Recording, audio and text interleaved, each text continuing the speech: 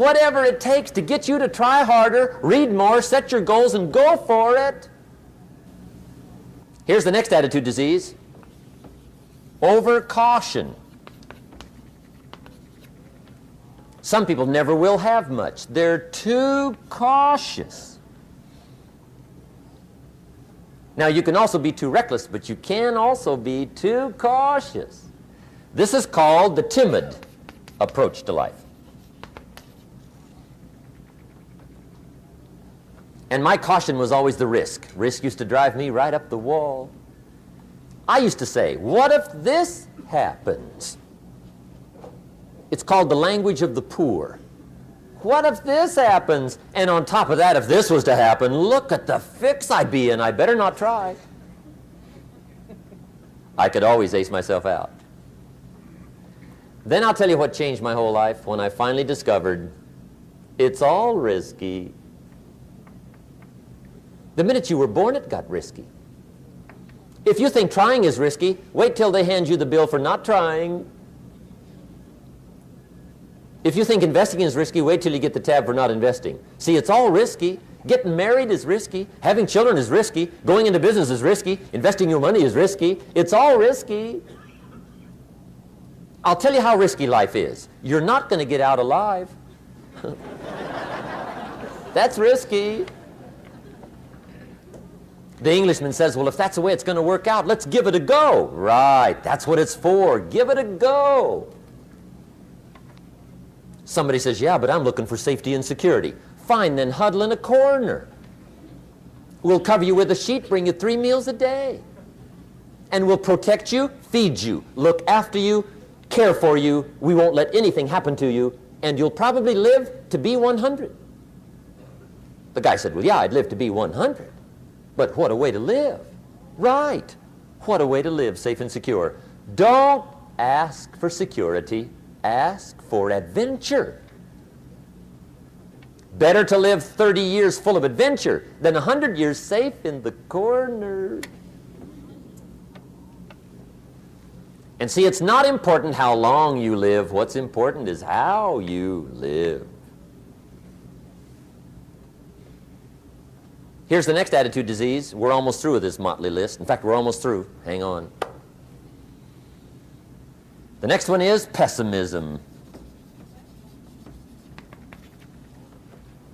Pessimism, the deadly disease of always looking on the bad side, the problem side, the difficult side, checking all the reasons why it can't be done. The poor pessimist leads an ugly life. He doesn't try to figure out what's right. He tries to figure out what's wrong. He doesn't look for virtue. He looks for faults. And when he finds them, he's delighted. How ugly. This is the poor guy who looks through the window, doesn't see the sunset. He sees the specks on the window.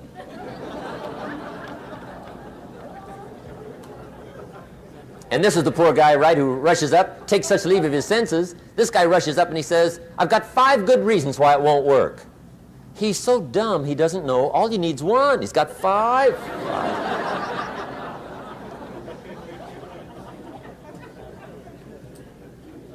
To the pessimist, the glass is always half empty. To the optimist, the glass is half full.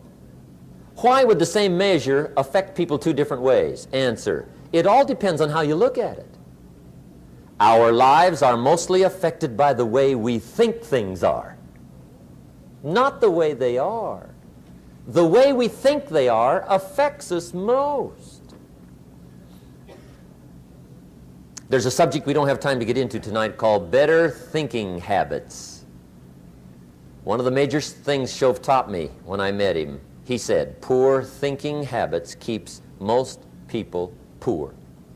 Not poor working habits. Most people work hard, but they don't think hard. And Shove taught me that the mind is like a factory, a mental factory. And whatever you think about all day long pours ingredients into this mental factory. And that's what builds the economic, social, financial fabric of your life.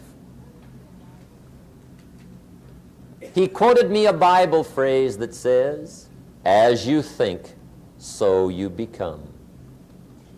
How awesome. When he talked about poor thinking habits, he had me. I used to start the day reading the morning newspaper. I mean, you can believe that or not. I'd get a cup of coffee and read the paper. I'd load up on wars and riots and murders and stabbings and killings and bank robberies and muggings and car wrecks and tragedies. I'd even read the back pages. I seem to like that stuff for some weird reason. I'd load up on all that, and then I'd start the day. You can imagine the kind of days I used to have. You walk around on your financial knees. They call you economic peewee.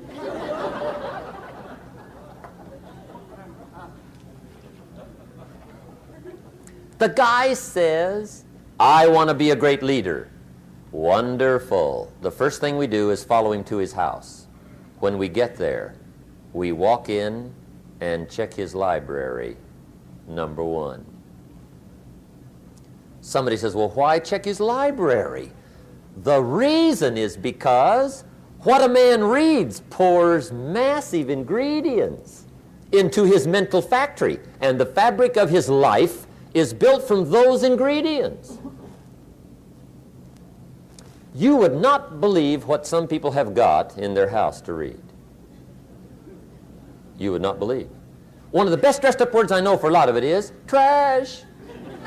Can you imagine dumping a barrel of trash into this mental factory every day and coming out with a rich, dynamic, positive life? It can't be done.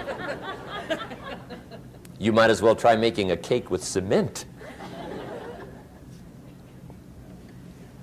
The kids back in Danbury, Connecticut, high school, they're asking me questions one day. I'm talking to the kids. Kids got good questions these days. One of them said to me, Mr. Rohn, how do you build the good life? I said, it's simple. It's not easy, but it's simple. Here's how you build anything. Select the right ingredients, keep out the wrong ingredients, and it starts with thought. Everything starts with thought.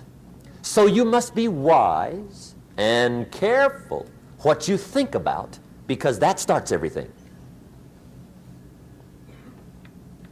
You got to be wise and careful.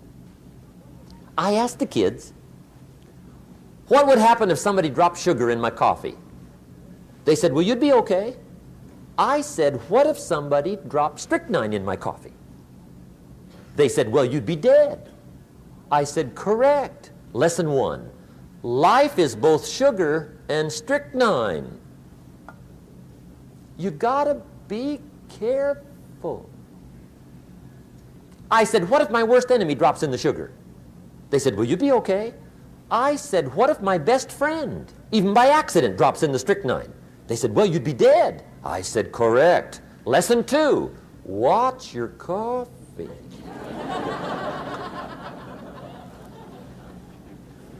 You got to be careful. See, it doesn't matter who hands you the bad stuff. It doesn't matter where you get the bad stuff. It'll still do its damage on your bank account, wherever you get it. Mr. Schoaf gave me one of the greatest phrases when I first met him when he said, Jim, every day stand guard at the door of your mind. How important. Stand guard at the door of your mind. And you decide what goes into your mental factory. Don't let anybody just dump anything they want to in your mental factory, because you've got to live with the results. Okay, here's the last disease, and we're through with this list. In fact, we're almost through. Hang on. The last subject is very brief. The last disease, but this one is deadly. Engage in this one, indulge in it even slightly, and you might as well forget the future, because it's going to forget you. Complaining,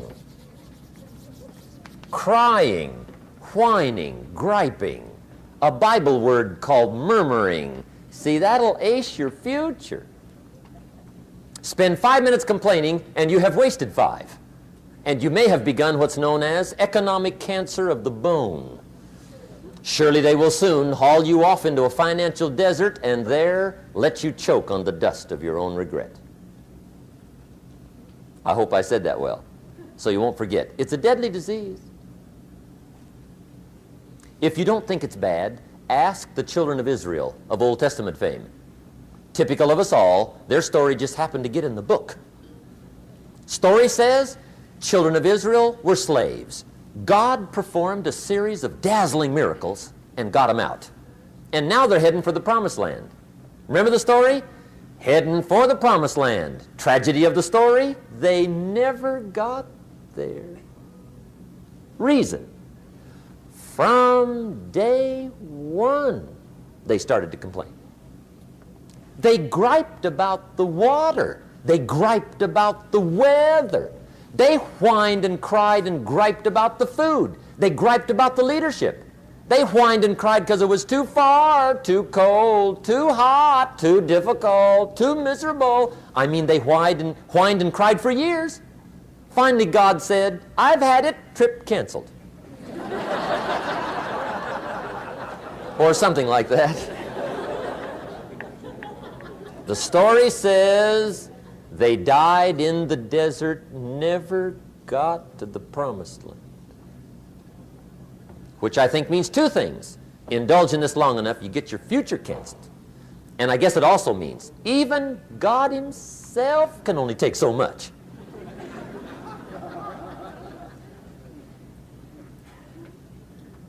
Okay. Just be on the lookout of the things that can destroy all the good you start. The war is on. And this evening, tomorrow, mentally, personally, socially, economically, you got to make sure you're winning the war. And this is part of it.